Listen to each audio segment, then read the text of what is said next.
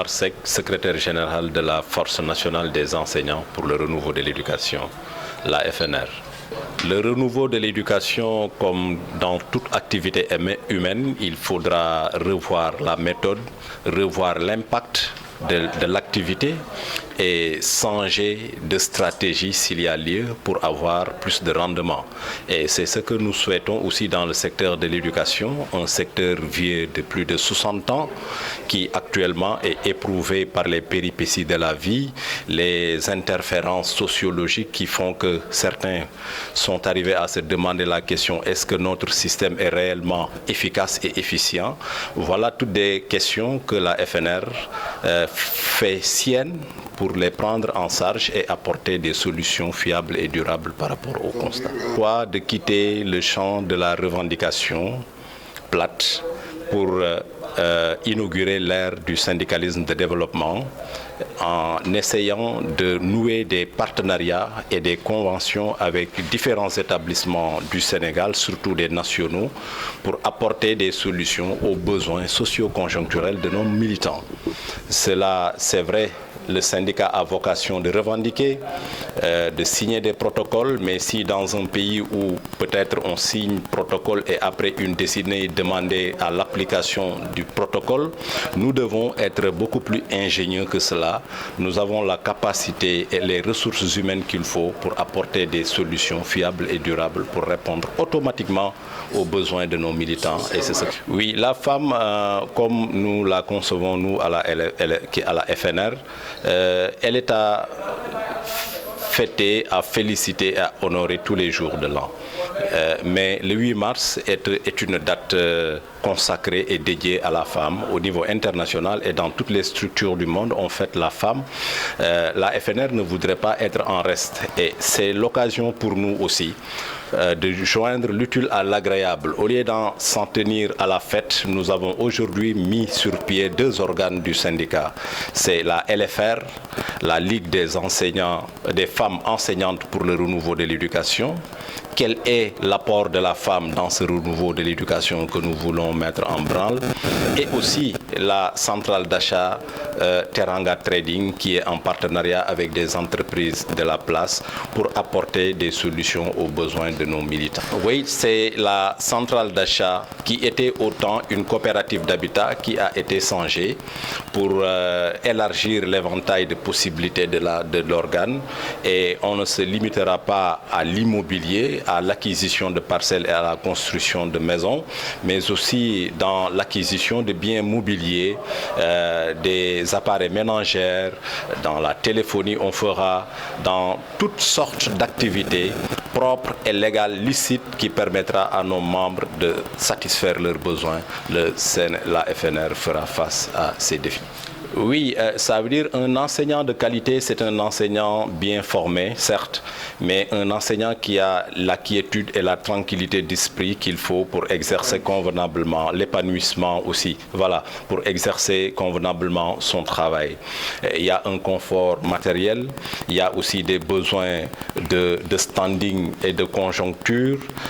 Avoir un véhicule, par exemple, tout enseignant devait dès ses premiers jours de classe disposer de sa voiture parce que le temps n'est pas élastique et il faut être ponctuel. Je pense que voilà, pour ne pas trop embrayer sur ce que nous faisons,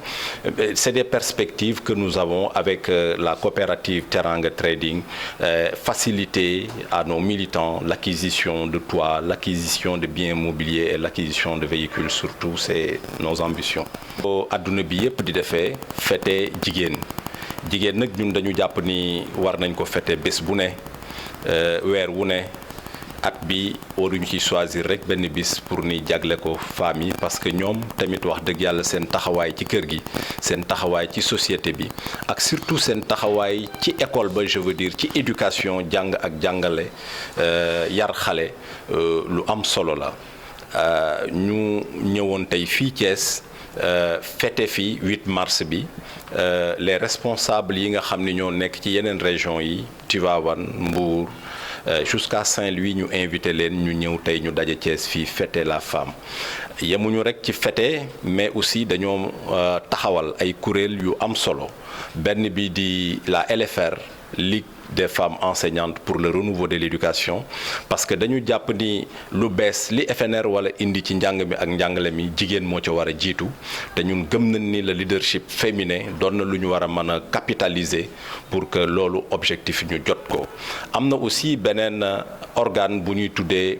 Central Teranga Trading. Teranga ku ko wax moom xam ni mbirum sénégalais la dañu bëgg ci jëflante bu sell ak ci biir laabirante ak ci biir rek teranga ñu xool nu ñuy def ba jàppalante utiliser suñu effet nombre ba nga xamante nii dinañ mën a am li ñu bëgg nag ku ci nekk yaa xam sa bëgg-bëgg muy sa kër nooy def ba meubler ko ginnaaw ba nga amee kër tabax ko ca anam ya mu gëne et puis aussi ak lépp lu lay permettre nga def sa liggéey comme ni mu waree jàngalekat nga waruloo tardé donc war nga mën a am warwaay mu nekk sa disposition nekk disposition famille bi war nga am aussi des biens mobiliers comme tout un chacun changer sa garde-robe à chaque fois sa téléphone pour être en connectivité parce que le monde aussi ci loolu lañ jëm donc loolu lépp mu doon ay mbébét yoo xamante ni nii Teranga Trading mbébét na ko et puis ànd ci ak en partenariat ak ay entreprises yoo nga xamante ni nii ñi ngi fii ci réew mi di doon ay doomu réew ñuy daan seen doole ñuy invité jàngaleketu Sénégal yépp képp ko nga xamante ni tamit li ñuy wax intéressé na la nga rejoindre la FNR ba nga xamante ni di nga mën a bokk ci Ligue des femmes enseignantes pour le renouveau de l'éducation indi sa wàll ci liggéey bi mais aussi di nga mën a ñëw ci Central Trading bi ay jigéen yu am daraja yu am pas-pas am li ñu bëgg xam fi ñu jëm ñoo fa nekk bu ñu ñëwee ñu jàppale la ba nga am li ñu bëgg mooy fexe ba nga xamante ni nii ci wet ñi ngi revendiquer ñi ngi xeex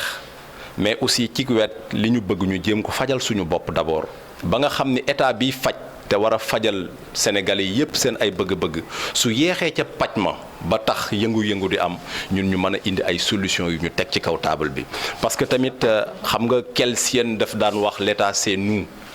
ñun ñëpp ñooy constituer état donc lépp loo nga xamante ni état jéem na ko tële ñun tamit war nañ ci indi suñu ay idées war nañ ci indi suñu contribution loolu moo tax waxuñu ni dañuy bàyyi grève certes parce que grève bi moom li koy waral mooy revendication yu ñu saafarawul donc revendication moom mooy syndicalisme mais ginnaaw revendication yi ñun tamit am nañu ay objectifs yoo xamante ni nii mooy yi ñu wax léegi. alors fii aussi ci Thiès décidé nañ ci tey ci 8 mars bi samp section bu Thiès bi nga xam ni mooy teewal Thiès mooy teewal FNR fii ci Thiès suñu doyen Samba Alima Ndiaye jiite ko mu doon ku am pas-pas ku am engagement ci liggéey bi alors ñun ñëpp ñu ànd ci ginnaawam choisir ko mu doon loo nga xamante ni mérité na ko ndax vraiment am na détermination ci liggéey bi muy liggéey ci biir syndicat bi.